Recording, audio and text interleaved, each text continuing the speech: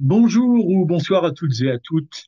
C'est un nouveau numéro un peu spécial, surtout que ça fait vraiment très longtemps que je n'en avais pas fait, de Jean-Laurent Raconte et Jean-Laurent c'est moi, à la suite d'un clip que je ne montrerai pas de jeunes rappeurs un peu idiots qui assimilent les responsables du Front National à des francs-maçons.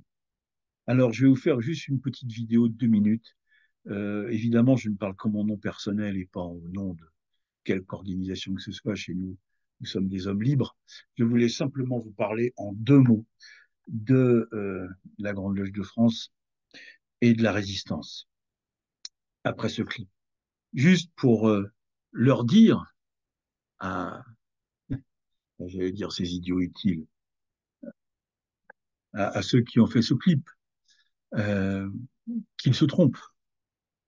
Leur rappeler simplement quelques éléments, on va essayer de faire ça en quelques minutes, que le premier territoire de la France libre, lorsque le général de Gaulle est seul en juin 1940 dans son bureau de Covent Garden à Londres, avec quelques dizaines de soldats qui sont dans la cour en bas et qui marchent au pas. Le premier territoire de la France libre, c'est Félix Éboué. Félix Éboué qui est gouverneur du Tchad et que de Gaulle nommera après gouverneur de l'Afrique équatoriale française.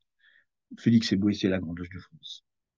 Et c'est le premier Français libre et le Tchad est le premier territoire de la France libre. Le franc-maçon résistant le plus emblématique, évidemment, c'est Pierre Brossolette, journaliste, homme politique, résistant de la première heure. Je vous passe tous ces faits d'armes, journaliste sur Radio Londres, qui est venu à de multiples reprises en France faire des missions extrêmement périlleuses. Il est arrêté et le 22 mars 1944, plutôt que de parler et de donner les noms de ses camarades à la Gestapo, eh bien, il se jette du 4e étage des locaux de la Gestapo, avenue Foch à Paris, et il meurt sans livrer aucun nom, hormis le sien. Le grand maître de la Grande Loge de France de l'époque s'appelle Michel Duménil de Gramont. C'est un peu, professionnellement, on dirait aujourd'hui le directeur du CNRS. Michel Duménil de Gramont est un résistant de la première heure. Il rejoindra le réseau Libération Sud avec Dacier de la Vigerie et les époux Aubrac, hein, Lucie et Raymond Aubrac, qui sera membre à Alger enfin de l'Assemblée provisoire d'Alger. Il prendra tous les documents de la Grande Loge, il sera un de ceux, et même celui qui va rétablir la franc-maçonnerie dans ses droits en demandant au général de Gaulle de prendre un arrêté rétablissant euh, la franc-maçonnerie en général dans ses droits en 1943. Le premier franc-maçon fusillé s'appelle José Roy. C'est un républicain espagnol. Il est évidemment membre de la Grande Loge de France. Il est fusillé pour aide à l'ennemi le 1er août 1941. Vous voyez qu'on est loin de ceux qui ont résisté après Stalingrad en 1943-44. Tous les grands maîtres qui ont succédé à Michel Duménil de Gramont ont été résistants. On sait à Georges Chadira, qui va accueillir Eleanor Roosevelt, la femme du président Roosevelt décédée en 1948 à Paris, lorsqu'elle va inaugurer le temple Franklin Roosevelt et qui va lui remettre un bouquet de 33 roses rouges. Je pense à Georges Azan, je pense à Georges Marcoux, qui va être déporté pour fait de résistance d'abord au camp de Mauthausen et ensuite au camp de Gusen et qui va en réchapper par miracle. Je pense à Richard Dupuis, tout jeune résistant à Alger de 20 ans, qui va participer à l'opération Torche pour le débarquement des Alliés en Algérie. Je pense à Richard Dupuis, j'en ai parlé, ou à Pierre Simon, qui avec les éclaireurs protestants va faire de la résistance dans les maquis. Je pense aussi à un autre membre de la Grande Loge de France, Marcel Flouret, que vous voyez sur le défilé de la victoire. C'est un petit avec un chapeau de préfet, à côté du général de Gaulle. Marcel Flouret, également membre de la Grande Loge de France. Tous ceux que je cite sont des frères de la Grande Loge de France. Pour les restes, moi je parle. Les autres obédiences font ce qu'elles veulent. Marcel Flouret prend l'hôtel de ville de Paris en 1944. André Vibo, également, qui sera FFI et qui participera à la libération de Paris.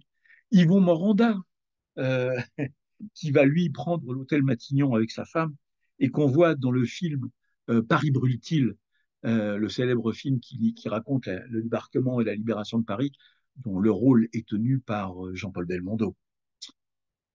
José-Édouard Laval aussi, si vous avez lu Le moine et le vénérable de Christian Jacques, vous savez, cette histoire d'un franc-maçon qui rencontre un prêtre catholique dans un camp de concentration et ils se jurent tous les deux, s'ils s'en sortent, l'un de construire un temple maçonnique et l'autre de construire une chapelle. Eh bien, ce frère a vraiment existé. Il s'appelait José-Édouard Laval. Il a été d'ailleurs conseiller fédéral de la Grande Loge de France après-guerre. Et il construira de ses mains son temple après la guerre, un magnifique temple construit des mains de José Laval.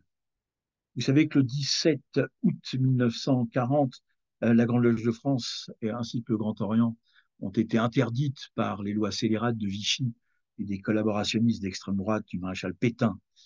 Eh bien, pourtant, un certain nombre de loges en douce, j'allais dire, vont continuer à se réunir à l'image des Amitiés internationales de la Grande Loge de France qui se réunit rue Pavée dans la Cayenne des Compagnons du Tour de France et qui, notamment lors d'une tenue, va initier Jules Boucher, le célèbre écrivain de la symbolique maçonnique, qui va être initié en 1943 dans la loge clandestine des Amitiés internationales euh, de la Grande Loge de France à Paris.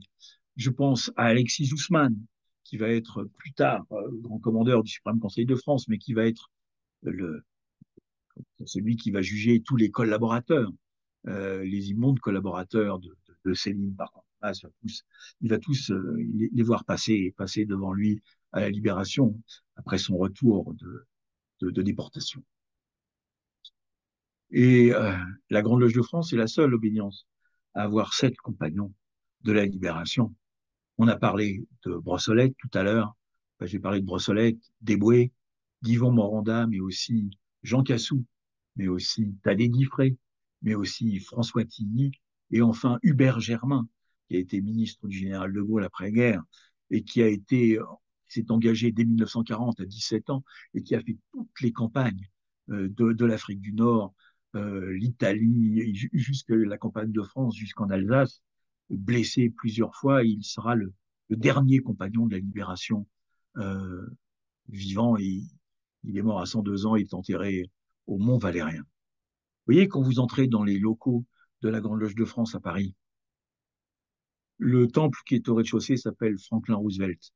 Nous avons vu, il a été inauguré en 1948 par sa veuve, Eleanor Roosevelt, le grand maître Chadira. Vous voyez, il ne s'appelle pas Joseph Staline, Adolf Hitler ou Benito Mussolini. Après, vous montez quelques marches et vous êtes devant une immense plaque de marbre avec les noms en lettres d'or des dizaines et des centaines de frères qui ont été déportés, massacrés, fusillés, des frères de la Grande Loge de France parce qu'ils étaient résistants, qu'ils étaient juifs, évidemment, parce qu'ils étaient francs-maçons. Ensuite, vous montez par l'escalier des compagnons de la Libération. Donc, je vous ai dit, hein, les compagnons de la Libération, c'est Brossolette, c'est Eboué, c'est Moranda, c'est Cassou, c'est Diffré, c'est Tilly et c'est Hubert Germain. Et enfin, vous arrivez dans le grand temple de la Grande Loge de France. Il s'appelle Pierre Brossolette. Et il ne s'appelle pas Pierre Laval, Raymond Brasillac, je sais pas quoi, il s'appelle Pierre Brossolette. Alors, vous voyez, avant de dire que les francs-maçons sont d'extrême droite, étaient des collabos, des choses comme ça, revisitez un peu votre histoire et si vous voulez vraiment connaître l'histoire, l'éthique, les valeurs de la Grande Loge de France, eh bien, venez en l'hôtel de la Grande Loge de France, 8 rue Puteaux à Paris, parce que ces valeurs, eh bien, elles seront tout simplement devant vous et vous n'aurez qu'à les regarder. Je vous remercie toutes et à tous et à tout bientôt pour un nouveau Jean-Laurent Raconte. Merci. Au revoir.